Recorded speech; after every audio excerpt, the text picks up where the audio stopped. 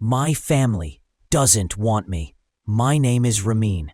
I am 16 years old, and I live in a small village in the mountains.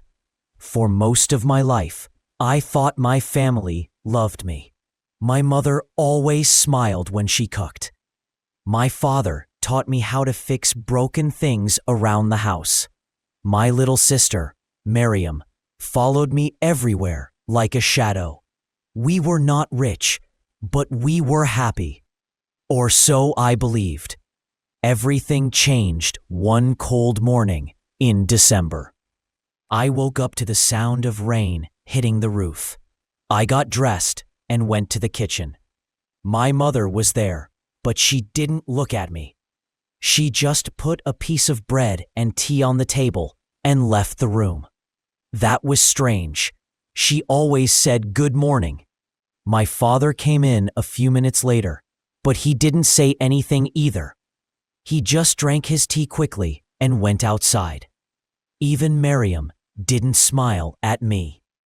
I thought maybe they were tired or angry about something, but then I saw it, a letter on the table with my name on it. The paper was old and wrinkled. I opened it with shaking hands. It was written by someone I didn't know. The letter said, "Ramin, I don't know if you are ready for this, but you must know the truth. You are not the real son of the people you live with. They took you in when you were a baby, but you are not their blood. They decided not to tell you. But I believe you have the right to know. Your real family lives in the city. I can help you find them if you want. A friend." I couldn't believe what I was reading. I read the letter again and again. My hands were cold and my heart was beating fast. Not their blood, my whole body felt like it was falling. I looked at my mother again. She came into the room and saw me holding the letter. Her eyes went wide and she turned pale. "You read it," she said softly. "Is it true?" I asked. She didn't answer. "Mother?" I asked. She sat down and covered her face. She nodded slowly. Tears filled my eyes. "Why didn't you tell me? Why did you lie?" "We wanted to protect you," she said. "We didn't know when the right time was." "Who are my real parents?" I asked. She didn't say anything. My father came in and saw us. He looked at the letter in my hand and sighed. "It was better when you didn't know," he said. "Now everything is broken." "Why didn't you tell me?" I shouted. "Do you even love me?" My father looked away. My mother whispered, "We do love you, Ramin, but things are complicated." I ran out of the house into the rain. I didn't care if I got wet. I just wanted to be alone. My heart was full of questions, but no one wanted to give me answers. That night, I didn't eat. I stayed in my room. I thought about the letter. Who wrote it? Who was this friend? And most of all, who were my real parents?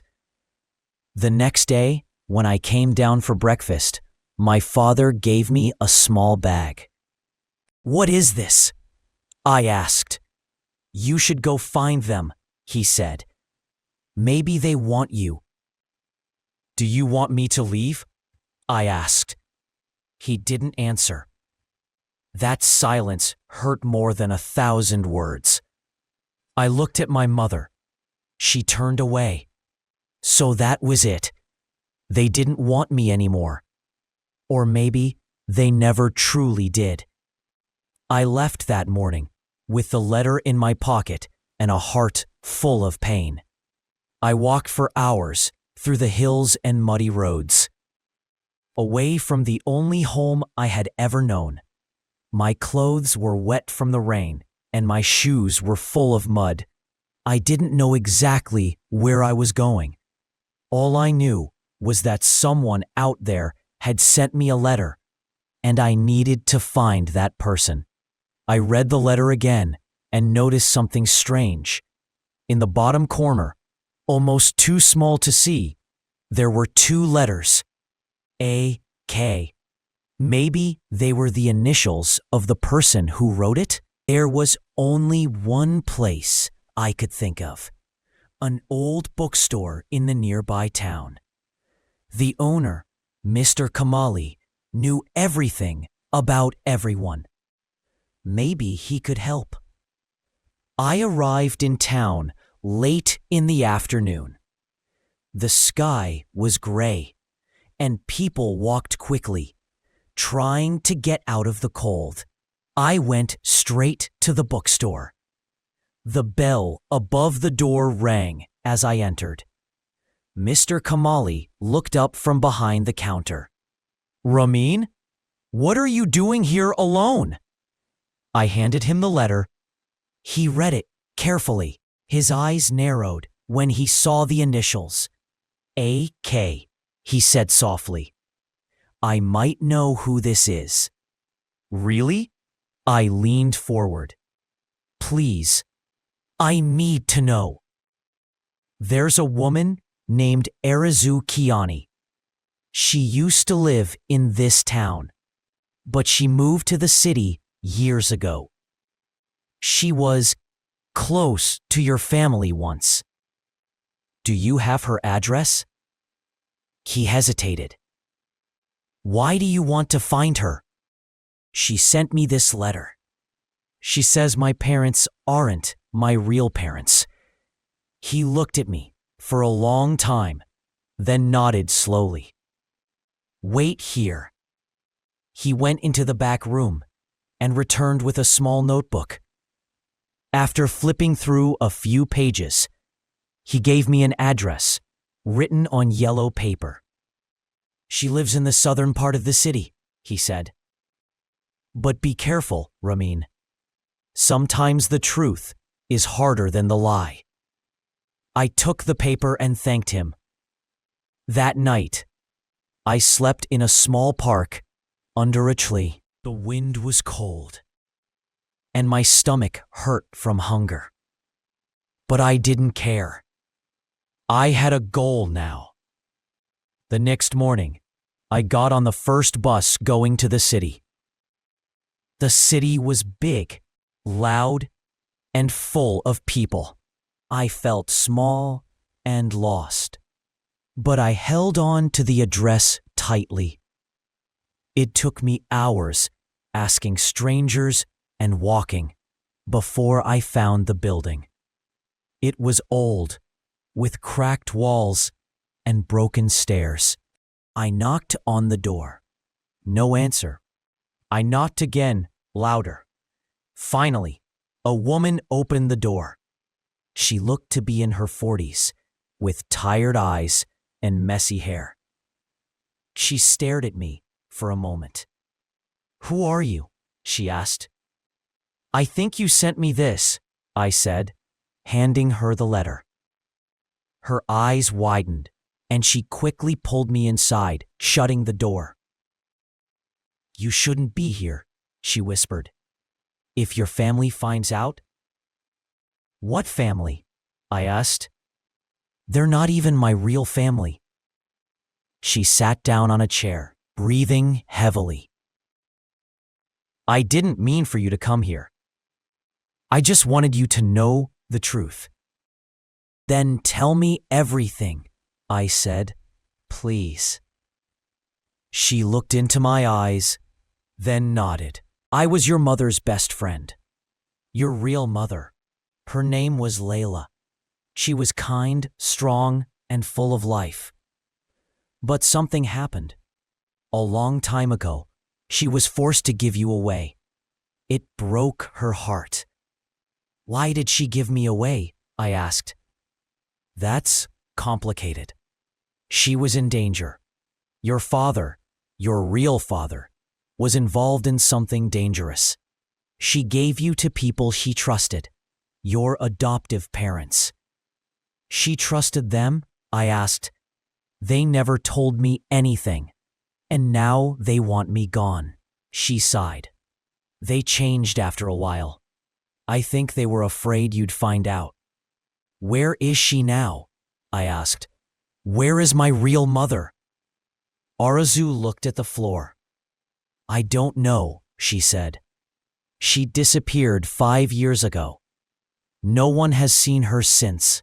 Ramin felt like the room was spinning. His real mother was gone, disappeared, and his father, someone dangerous, was still out there. But where? He sat quietly for a moment while Arazu poured him a glass of water. Her hands were shaking slightly. What do you mean my father was involved in something dangerous? Ramin asked. Arazu hesitated, then spoke slowly. He was part of a group. They worked secretly, moving things, hiding things. I don't know everything, but they were being watched. Your mother wanted out, but it was too late. Was he a criminal? Maybe, she said. Maybe not. Some people said he helped others. Some said he was a thief. Your mother never told me the full truth. All I know is that she was scared. She thought you'd be safer far away. Do you know his name? Ramin asked. Arazu nodded. Amir. Amir Derrier. Ramin repeated the name quietly. It felt strange on his tongue. This was the man who gave him life and then vanished from it. He made a decision. I want to find him. If I can't find my mother, I'll find him. Arazu looked worried. Ramin, he might not be the person you want him to be. I need to know, he said firmly. I need answers. She sighed and went to a drawer. She pulled out an old photograph. A man with sharp eyes, a serious face, and dark hair stood beside a smiling woman holding a baby. That's him, she said. This is the last picture I have of your parents before they disappeared. Where was this taken? Here in the city. But they moved around a lot. Amir was always hiding from someone. Do you know anyone who might know where he is now? Maybe, she said. There's a man named Farid. He used to work with Amir. But he's dangerous too. If you go to him, be careful. Where can I find him? She scribbled an address on a piece of paper. It was deep inside the city, in a part where most people didn't go unless they had to. Ramin took the paper and stood up. Thank you, he said. She touched his arm gently. Ramin, promise me one thing. If it feels wrong, walk away. Blood doesn't always mean family. He nodded and left. The streets grew darker as he moved deeper into the city. Tall buildings leaned over him like giants. He asked a few people for directions. Most of them looked at the paper, frowned, and walked away quickly. Finally, he reached the place. It was a small garage behind a factory. A man was sitting outside, smoking. He had a scar across his cheek and eyes like broken glass. Ramin walked up. Are you Farid? The man raised an eyebrow. Who's asking? I'm Ramin Daryai. I'm looking for Amir. He's my father. The man stood up slowly. His face changed.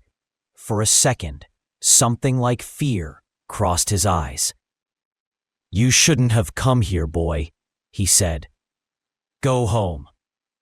I don't have a home, Ramin replied. Farid studied him.